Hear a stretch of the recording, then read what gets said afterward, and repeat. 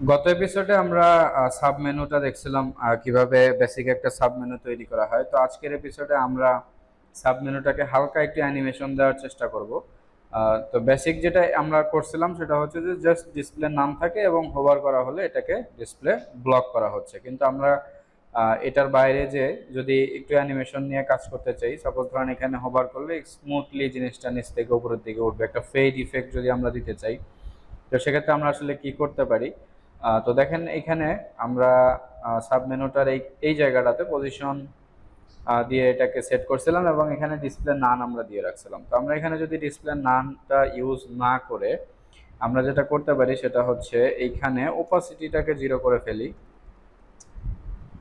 ওপাসিটিটা zero, এবং যখন এটাকে হোভার করা হবে তখন সেটা ওপাসিটিটা অন হয়ে যাবে। ওকে, হ্যাঁ, সাবমেনু এবং যখন এলআই কে হোভার করা হচ্ছে ঠিক সেই জায়গাটাতে, এটা সম্ভবত উপরের দিকেই আছে আমাদের। এই যে যখন হোভার করা হচ্ছে তখন এটা ডিসপ্লে ইনলাইন ব্লক না হয়ে এটার ওপাসিটিটা আমরা যদি অন করে ফেলি তাহলে এটা জিরো থেকে নিয়ে অন হয়ে যাবে ওপাসিটিটা।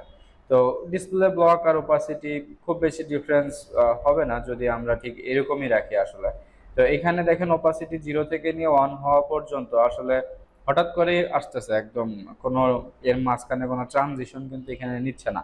এর কারণটা হচ্ছে আমরা কোনো ট্রানজিশন এখানে ইউজ করিনি। যদি আমরা এখানে ট্রানজিশনটা ইউজ করি 0.3 বা 5 অথবা 1 সেকেন্ড, তাহলে এই যে জিরো ওপাসিটি জিরো থেকে নিয়ে ওপাসিটি ওয়ান হওয়া পর্যন্ত সে 1 সেকেন্ড সময় নেবে। দেখতে পাচ্ছেন এখানে অনেক সময় এই যে দেখতে পাচ্ছেন এরকম 1 সেকেন্ড সময় নিচ্ছে পুরো প্রসেসটা ঘটার জন্য। তো এখন আমরা আরেকটু অ্যানিমেশন করি, সেটা হচ্ছে যে এই সাব মেনুটা টপ থেকে তো 100% আছে, আমরা আসলে টপ থেকে একটু নিচের দিকে নামায় যখন হোভার করা হবে তখন টপ থেকে উপরের দিকে তুলবো আর কি। তো বেসিক্যালি যেটা হচ্ছে সেটা আমরা যদি ধরেন 110% এবং আমরা যখন হোভার করা হচ্ছে তখন এটাকে টপ থেকে 0 বা 100% ছিল 100% করে দিই, তাহলে কি হবে, ফার্স্ট টাইমে টপ থেকে 100% থাকতে 110% থাকতেছে, মানে 100% আরো একটু নিচে, এবং যখন আমরা হোভার করতেছি তখন এটা 100% উপরে উঠতেছে, অর্থাৎ ওভার করলে এটা নিচ থেকে উপরের দিকে উঠতেছে। দেখতে পাচ্ছেন এই যে নিচ থেকে উপরের দিকে উঠে। আরো আরো ক্লিয়ারলি যদি আমরা দেখতে চাই তাহলে আমরা এখানে এটাকে পার্সেন্টেজটা বাড়াই দিতে পারি 140 এবং 100। তো এটা যদি করি তাহলে দেখতে পাচ্ছেন এই যে অনেক নিচ থেকে উপরে উঠে আসতেছে।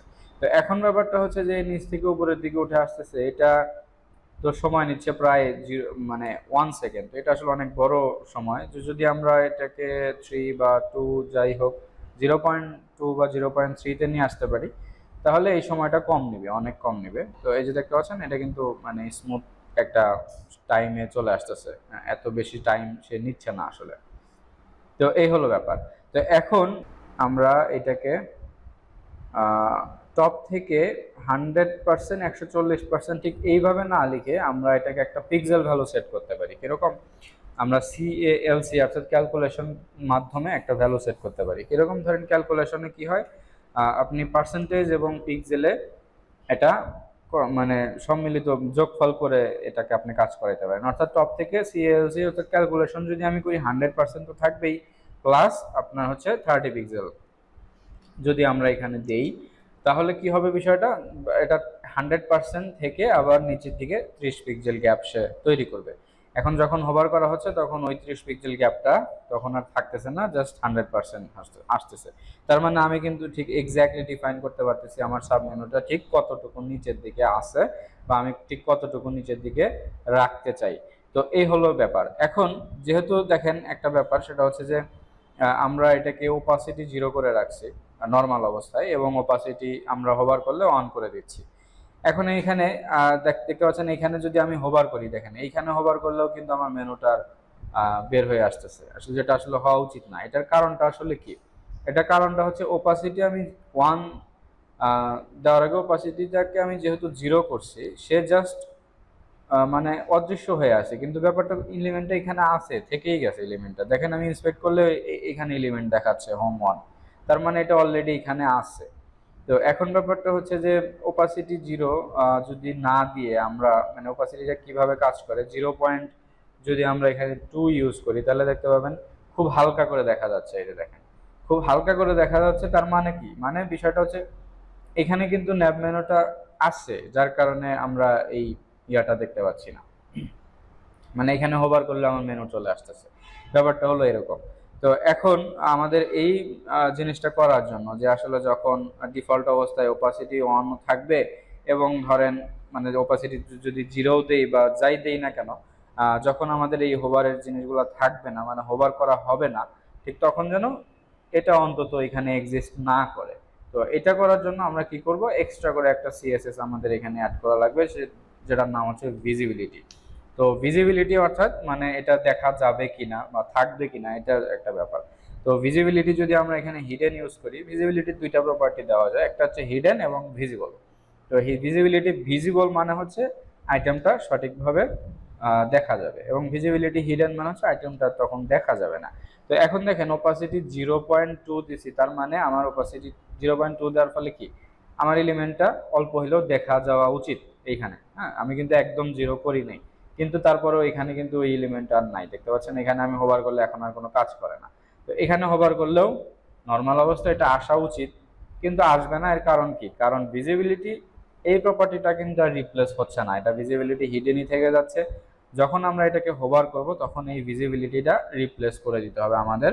তো এটা হোভার করলে ভিজিবিলিটি আমরা হিডেন উঠায় দিয়ে ভিজিবল করে দেবো। এটার মানে হচ্ছে যখন আমাদের এটা ডিফল্ট অবস্থায় থাকবে, ডিফল্ট অবস্থায় এটা ভিজিবিলিটি হিডেন মানে এই জিনিসটা আর দেখা যাবে না, এবং যখন হোভার করা হবে তখন ভিজিবিলিটি ভিজিবল হবে। তো এটা যদি আমরা করি তাহলে এখন দেখতে পাচ্ছেন যে ভিজিবিলিটি দেখা যাচ্ছে। তো এই হলো ব্যাপার, একটা একটা মানে স্মুথ ট্রানজিশনের একটা ব্যাপার।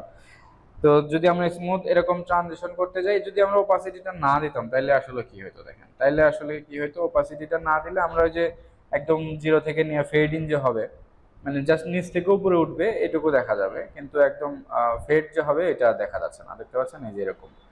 তো এটা হলো ব্যাপার। তো এখন আমরা কি করব, এটাকে 0.2 না দিয়ে আমরা ওপাসিটিটাকে একদম জিরো করে দেবো, অর্থাৎ একদম জিরো থেকে নিয়ে কি হবে, এটা অন হয়ে যাবে। তাহলে আমাদের আর ট্রানজিশনটা স্মুথলি কাজ করবে, দেখতে পাচ্ছেন এখন কিন্তু আর ওই মানে দেখা যায় যে কোনো ধাক্কা দেওয়ার মতো যে ব্যাপারটা আগে ছিল ওইটা আর নাই। হ্যাঁ, ওই যে ওপাসিটি 0.2 দিলে যেটা হইতো আর কি। তো ফার্স্ট অফ অল ওপাসিটি এরকম হয়। তো এই যে দেখেন একটা ধাক্কা দিতেছে আর কি, হ্যাঁ এরকম একটা ব্যাপার। তো এটা হলো মেইন কনসেপ্ট আর কি। আমরা চাইলে ওপাসিটি দিয়ে ইউজ করতে পারি, ওপাসিটি জিরো থেকে নিয়ে অন দিলে আমাদের অ্যানিমেশন পারফেক্ট। কিন্তু ব্যাপারটা হলো ভিজিবিলিটি হিডেন কেন আমরা ইউজ করলাম, কারণ হচ্ছে ভিজিবিলিটি হিডেন যদি আমরা না দেই আমাদের সাব মেনুটা থেকে যাবে। আমরা যদি এখানে হোভার করি আমাদের এটাও নর্মালি কাজ করবে, কারণ সাব মেনুটা এখানে এক্সিস্ট করে। কিন্তু এখন যদি আমরা এখানে ইন্সপেক্ট করি দেখবো যে এখানে কিন্তু আর সাব মেনুটা আমরা ধরতে পারবো না এখানে, যতক্ষণ না পর্যন্ত আমি হোভার করতেছি। তো এই হলো ব্যাপার। তো এইভাবে হচ্ছে আমরা একটা সাব মেনুকে সুন্দরভাবে ডিজাইন করে ফেলতে পারবো। আচ্ছা, তো এখন আমরা যেটা করব সেটা হচ্ছে যে আমাদের সাব মেনু যেখানে যেখানে থাকবে সেখানে একটা করে আইকন থাকবে, আমাদের ফিগমাতে যেরকম আছে এক্স্যাক্টলি অ্যারো আইকন যেরকম আছে, এই চারটা আইকন, এই আইকনগুলো মিন করে হচ্ছে এখানে সাব মেনু আছে। তো এটাই হচ্ছে এই আইকনটা মিন করতেছে। ওকে, তো এখন আমরা এই আইকন দিতে গেলে আমরা আসলে কিভাবে দিব, দেখেন আমরা যেখানে সাব মেনু আছে সেখানে কিন্তু একটা হ্যাশ সাব মেনু ক্লাস চলে আসছে অলরেডি ইউএল এলআই তে, যে এলআই তে হ্যাশ সাব মেনু আছে ওই এলআই এর ভিতরের ইউএল গুলাই আসলে সাব মেনু। তাহলে আমরা একটা কাজ করতেই পারি যে হ্যাশ সাব মেনু এই ক্লাসটাকে ধরে আমরা ওইটার ভিতরে একটা আইকন বসায় দিতে পারি, অথবা আমরা চাইলে কি করতে পারি, এই ইউএল এর পরে ঠিক নিচের দিকে একটা আই বসায় দিতে পারি, ফন্ডোসামের একটা আইকন বসায় দিতে পারি।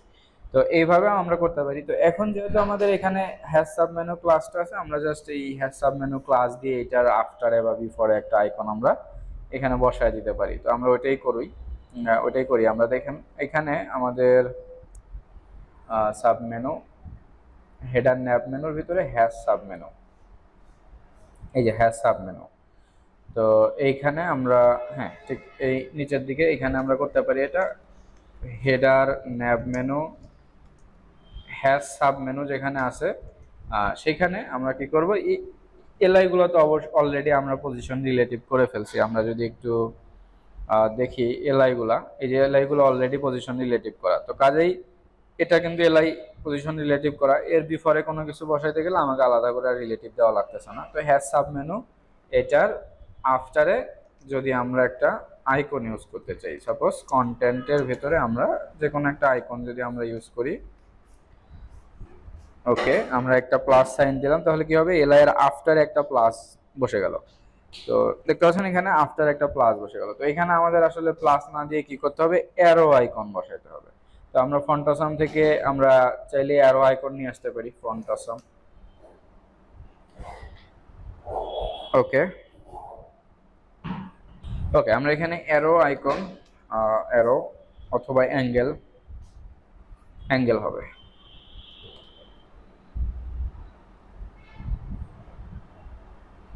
ওকে। তো অ্যাঙ্গেল ডাউন, এটা এই আইকনটা আমরা এখান থেকে নিয়ে নেব ফন্ট আসাম থেকে।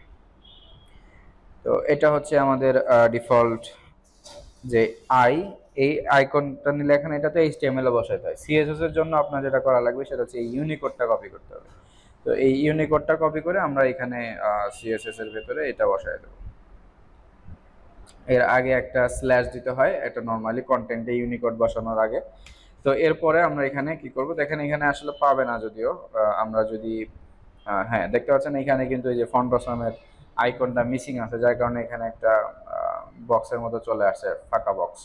তো এটা আমরা কি করতে হবে, এটা পাওয়ার জন্য আমাদের আসলে কি করতে হবে, ফন্ট ফ্যামিলিটা ডিক্লেয়ার করতে হবে। ফন্ট ফ্যামিলি আমাদের দিতে হবে হচ্ছে ফন্ট অসাম, যেহেতু এটা একটা ফন্ট অসামের আইকন সেহেতু আমাদের কি করতে হবে, ফন্ট অসাম যদি আমরা লিখি তাহলে আমরা এটা চলে আসছে। অনেক সময় ফন্ট অসাম লিখলেও আসবে না, আপনাকে জাস্ট ফন্ট অসাম 5 ফ্রি যদি লেখা লাগে অনেক সময়, তখন আপনারা ফন্ট অসাম 5 এর যদি ফ্রি ভার্সনটা লেখা লাগে তো সেক্ষেত্রে আমরা ফন্ট অসাম 5 ফ্রিও লিখতে পারি।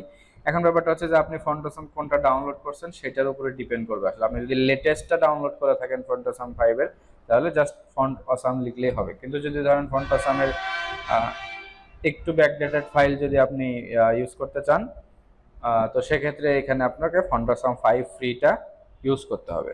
তো এই হলো ব্যাপার। এখন আমরা কিন্তু চাইলে আফটারে কি করতে পারতেছি, এরকম অ্যারো আইকন বসায় দিতে পারতেছি। তো প্রত্যেকটা জায়গায় যদি যেখানে আমরা হ্যাশ সাব মেনু ক্লাসটা দিব, ক্লাস দিয়ে হ্যাশ সাব মেনু, সেখানে কিন্তু আমাদের ওই আইকনটা চলে আসবে। এই যে এখানে আইকনটা চলে আসছে।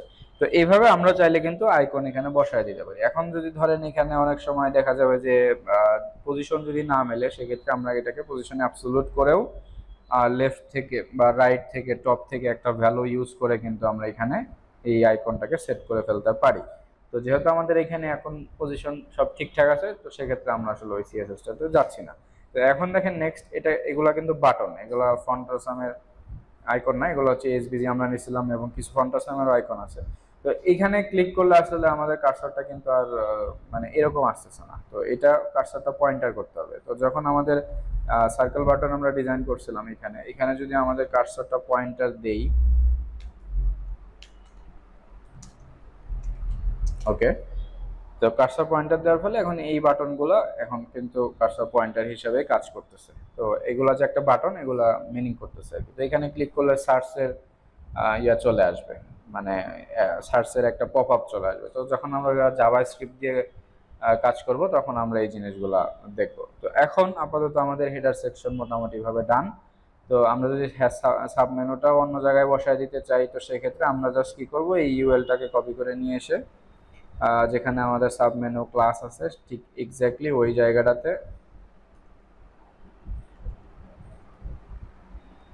ওকে, ঠিক এই জায়গাটাতে যদি এইভাবে বসায় দিই তাহলে এই যে এখানেও একইভাবে কাজ করতেছে। ওকে, তো এই হচ্ছে ব্যাপার হেডারে। তো এখন জাস্ট আমাদের হেডার সেকশনটা রেসপন্সিভ করে ফেলতে হবে। তো নেক্সট এপিসোডে আমরা হেডারটাকে রেসপন্সিভ করে আমরা নেক্সট হিরো সেকশনে কাজ শুরু করব।